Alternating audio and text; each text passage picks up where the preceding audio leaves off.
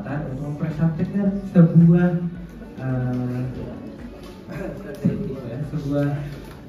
materi tentang kompetensi kepemimpinan, terutama tentang decision making. Saya Reza Wahyu Ramadhani selaku moderator sekaligus pemateri nantinya. Lalu ada Fatimah Mustaqim, ada Rizania Jaima Irwana, ada Nabila Putri Khairul Nisa Ilyas, dan juga ada Zahra Nur Alia. Kompetensi kepemimpinan. Kompetensi kepemimpinan merujuk pada kombinasi keterampilan, pengetahuan, sikap, dan perilaku yang dimiliki oleh seseorang pemimpin yang memungkinkan mereka untuk memimpin dan mempengaruhi orang lain secara efektif. Kompetensi ini mencakup kemampuan untuk berkomunikasi dengan jelas, memotivasi tim, mengambil keputusan yang tepat, dan menunjukkan integritas dalam setiap tindakan. Nordhaus pada tahun 2021 dalam bukunya Leadership Theory and Practice memaparkan bahwa kompetensi kepemimpinan juga melibatkan kemampuan untuk memahami kebutuhan tim dan organisasi, serta kemampuan untuk mengadaptasi gaya kepemimpinan sesuai dengan situasi yang ada. Decision making dalam kompetensi kepemimpinan. Decision making atau pengambilan keputusan dalam konteks kompetensi kepemimpinan mengacu pada kemampuan seseorang pemimpin untuk membuat keputusan yang tepat dan efektif berdasarkan informasi yang tersedia. Ini melibatkan proses pengumpulan informasi yang relevan, menganalisis berbagai opsi yang tersedia, dan memilih tindakan yang paling sesuai dengan tujuan organisasi. Pengambilan keputusan yang baik mencakup kemampuan untuk menilai risiko, mengolah ketidakpastian, dan membuat keputusan yang selaras dengan nilai-nilai dan visi organisasi. Hal ini disampaikan oleh Yuki pada tahun 2020 pada bukunya Leadership in Organization. Selanjutnya, tahapan decision making. Menurut James A. F. Stoner, tahapan decision making ada 5. Yang pertama, analisis situasi.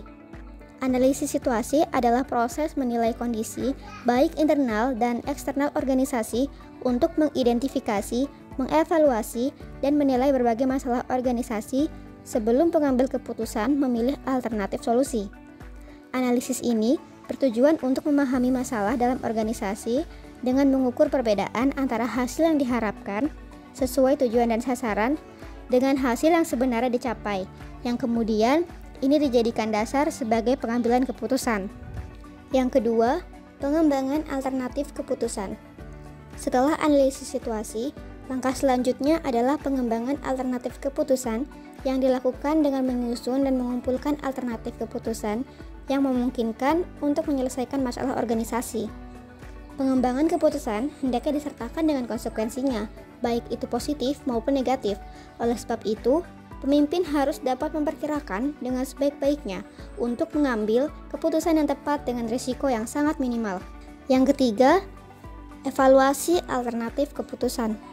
Setelah mempertimbangkan dampak positif dan negatif, alternatif keputusan tersebut harus dievaluasi dan dibandingkan untuk memastikan alternatif yang dipilih memberikan hasil yang paling menguntungkan dan yang paling sedikit kerugiannya. Evaluasi ini bertujuan untuk mengantisipasi dampak dari pemilihan alternatif tersebut yang mungkin merupakan bagian yang paling sulit. Karena itu perlu mempertimbangkan banyak faktor. Selanjutnya yang keempat, yaitu pemilihan alternatif keputusan. Pemilihan alternatif keputusan adalah proses menentukan penggunaan alternatif untuk menyelesaikan masalah organisasi agar dapat mencapai tujuan dan sasaran yang telah ditetapkan sebelumnya. Pemilihan satu alternatif dilakukan berdasarkan pertimbangan yang matang dan rekomendasi, karena hal ini menentukan apakah alternatif yang dipilih akan berhasil atau tidak. Berdasarkan semua pilihan yang tersedia, berbagai risiko, dampak, dan peluang, pemimpin harus mencapai satu pilihan keputusan. Pilihan ini harus diambil dengan kecermatan, ketelitian, keberanian, tanggung jawab, dan komitmen yang besar. Yang kelima adalah implementasi keputusan. Pelaksanaan keputusan adalah tahap di mana pembuat serta pelaksana keputusan mulai menerapkan keputusan yang telah disepakati. Agar implementasi ini berhasil, perlu melibatkan seluruh sumber daya manusia dalam organisasi untuk bekerja sama mencapai tujuan. Keputusan yang baik harus dilaksanakan dengan baik, dan keberhasilan itu dilihat dari pelaksanaannya. Oleh karena itu, pengendalian dan evaluasi perlu dilakukan untuk memastikan pelaksanaan keputusan sesuai dengan yang telah diputuskan. Selanjutnya kita masuk ke dalam 4 gaya pengambilan keputusan. Yang pertama ada rasional, di mana gaya rasional ini ditandai dengan strategi yang sistematis dan berencana dengan orientasi masa depan yang jelas. Misalnya, saat menghadapi krisis keuangan, pemimpin dengan gaya rasional akan menganalisis laporan keuangan secara menyeluruh, berkonsultasi dengan para ahli, dan membuat rencana yang terstruktur dan terperinci berdasarkan data yang ada. Artinya, pemimpin dengan gaya rasional cenderung memikirkan apa dampak yang terjadi di masa depan jika dia mengambil sebuah langkah tersebut. Yang kedua ada intuitif atau intuisi. Gaya intuisi ditandai dengan ketergantungan pada pengalaman batin, fantasi, dan kecenderungan untuk memutuskan dengan cepat tanpa banyak pertimbangan atau pengumpulan informasi. Pemimpin dengan gaya intuitif mungkin akan mengandalkan instingnya dan pengalaman masa lalu untuk mengambil keputusan cepat tanpa analisis mendalam, namun tetap siap bertanggung jawab atas hasilnya. Yang ketiga ada dependent. Gaya pengambilan keputusan dependen menolak tanggung jawab atas pilihan mereka dan melibatkan tanggung jawab kepada orang lain, umumnya figur otoritas. Figur otoritas yaitu seperti orang tua, keluarga, atau teman. Seperti namanya, dependen berarti bergantung kepada orang lain. Artinya pemimpin dengan gaya dependen ini tidak ingin mengambil keputusan secara sepihak, melainkan harus mendengarkan pendapat-pendapat orang lain. Umumnya seperti kegiatan organisasi. Sebelum ingin melakukan kegiatan besar, biasanya suatu organisasi itu mengadakan rapat besar yang mana dia mengadakan rapat tersebut untuk menemukan solusi berdasarkan keputusan bersama. Hal ini bisa memperlambat proses pengambilan keputusan, tetapi juga bisa menghasilkan keputusan yang lebih bijaksana karena melibatkan berbagai sudut pandang. Yang terakhir ada indecisiveness atau keraguan. Gaya pengambilan keputusan indecisiveness atau keraguan cenderung menghindari situasi pengambilan keputusan atau tanggung jawab kepada orang lain. Secara signifikan, orang ragu-ragu perlu banyak waktu ketika mereka harus memilih suatu pilihan, tetapi mereka juga lebih selektif dan kurang lengkap dalam pencarian informasi. Jadi, gaya pemimpin dengan indecisiveness ini tidak disarankan karena ini akan menghasilkan keputusan yang ragu-ragu dan memperlambat proses pengambilan keputusan. Itu saja dari gaya kepemimpinan. Selanjutnya masuk ke pentingnya decision making bagi pemimpin. Selanjutnya, pentingnya decision making bagi pemimpin. Pengambilan keputusan merupakan inti dari kepemimpinan. Seorang pemimpin yang efektif adalah mereka yang mampu membuat keputusan yang tepat dan tepat waktu, terutama dalam situasi yang kompleks dan penuh tekanan. Keputusan yang diambil oleh seorang pemimpin akan berdampak langsung pada keberhasilan atau kegagalan suatu organisasi, tim, atau proyek. Mengapa pengambilan keputusan begitu penting bagi pemimpin? Yang pertama ada arah dan tujuan. Keputusan yang jelas memberikan arah dan tujuan yang pasti bagi organisasi. Ini membantu tim untuk fokus pada tujuan yang sama dan bekerja secara efektif menuju pencapaiannya. Kedua, motivasi. Pemimpin yang tegas dalam mengambil keputusan dapat meningkatkan motivasi tim. Mereka merasa bahwa pemimpin mereka memiliki visi yang jelas dan mampu memimpin mereka menuju kesuksesan. Yang ketiga, resolusi konflik. Keputusan yang diambil secara adil dan objektif dapat membantu menyelesaikan konflik dalam tim atau organisasi. Ini menciptakan lingkungan kerja yang lebih harmonis dan produktif. Yang keempat, inovasi.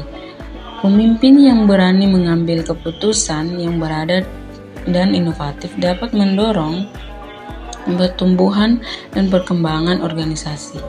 Mereka tidak takut untuk mencoba hal-hal baru dan keluar dari zona nyaman. Yang kelima, tanggung jawab.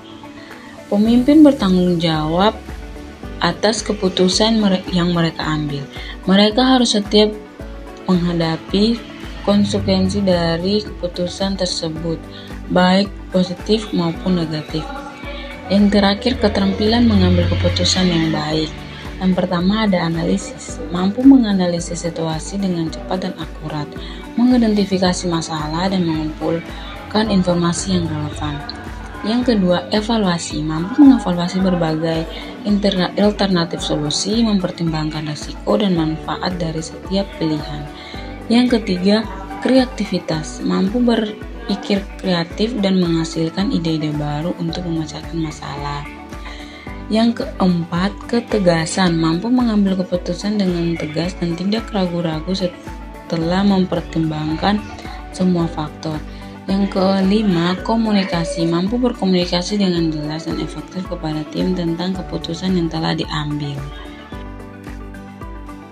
Untuk pertanyaannya, secara rasional, apabila pemimpin dihadapkan dalam situasi kritis, bagaimana seorang pemimpin itu dapat memprioritaskan keputusan yang harus diambil tanpa kehilangan visi jangka panjangnya? Dan apa yang harus dilakukan pemimpin jika keputusan yang diambil tadi tidak mendapatkan dukungan dari anggotanya?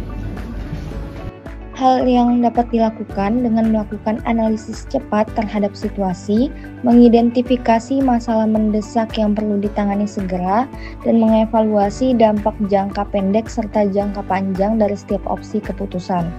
Pemimpin harus mempertimbangkan bagaimana keputusan jangka pendek dapat mendukung atau setidaknya tidak bertentangan dengan tujuan jangka panjang organisasi. Penting juga untuk konsultasi dengan tim inti atau penasihat terpercaya untuk mendapatkan perspektif yang lebih luas sebelum mengambil keputusan final. Jika keputusan yang diambil tidak mendapatkan dukungan dari anggota, pemimpin harus mengambil langkah-langkah untuk mengatasi situasi tersebut. Pertama, pemimpin harus berkomunikasi secara terbuka dan jelas mengenai alasan di balik keputusan tersebut, menjelaskan proses pemikiran dan pertimbangan yang telah dilakukan. Selanjutnya, pemimpin perlu mendengarkan kekhawatiran dan masukan dari anggota tim, menunjukkan empati terhadap pandangan mereka, dan jika memungkinkan, mengintegrasikan umpan balik yang konstruktif ke dalam implementasi keputusan. Pemimpin juga dapat melibatkan anggota tim dalam proses perencanaan implementasi untuk meningkatkan rasa kepemilikan dan komitmen.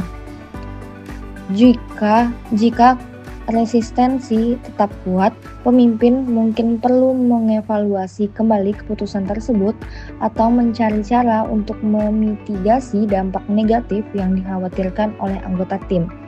Yang terpenting, pemimpin harus tetap teguh pada prinsip dan visi jangka panjang, setiap menunjukkan fleksibilitas dalam pendekatan untuk mencapai tujuan tersebut. Yang diambilnya itu nggak menghasilkan hasil sesuai yang diharapkan.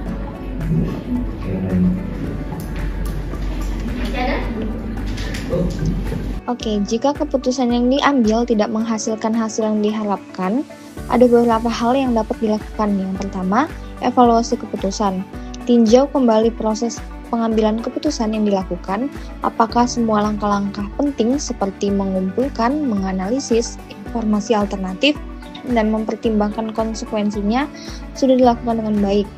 Identifikasi faktor-faktor yang mungkin menyebabkan keputusan tidak berjalan sesuai rencana, seperti asumsi yang salah, informasi tidak lengkap, atau perubahan kondisi. Yang kedua ada komunikasi dan keterlibatan. Komunikasikan keputusan kepada anggota tim dengan jelas. Pastikan semua orang memahami tujuan dan mendukung implementasinya. Libatkan anggota tim dalam proses pengambilan keputusan. Masukan dari berbagai perspektif dapat meningkatkan kualitas keputusan dan komitmen terhadap hasil. Yang ketiga ada penyesuaian dan perbaikan. Jika diperlukan, lakukan penyesuaian atau perbaikan terhadap keputusan yang telah dibuat. Fleksibilitas dan kemampuan beradaptasi adalah kunci dalam kepemimpinan yang efektif. Pelajari dari pengalaman dan gunakan berbagai pembelajaran untuk mengambil keputusan di masa depan. Setiap keputusan baik yang berhasil maupun tidak memberikan kesempatan untuk meningkatkan kemampuan. Sebelum kita menutup presentasi pada hari ini, mari kita masuk ke dalam kesimpulan. Dalam konteks kepemimpinan, kompetensi kepemimpinan sangat penting untuk memimpin dan mempengaruhi orang lain secara efektif. Kompetensi ini mencakup kemampuan untuk berkomunikasi dengan jelas, memotivasi tim, mengambil keputusan yang tepat, serta menunjukkan integritas dalam tindakan.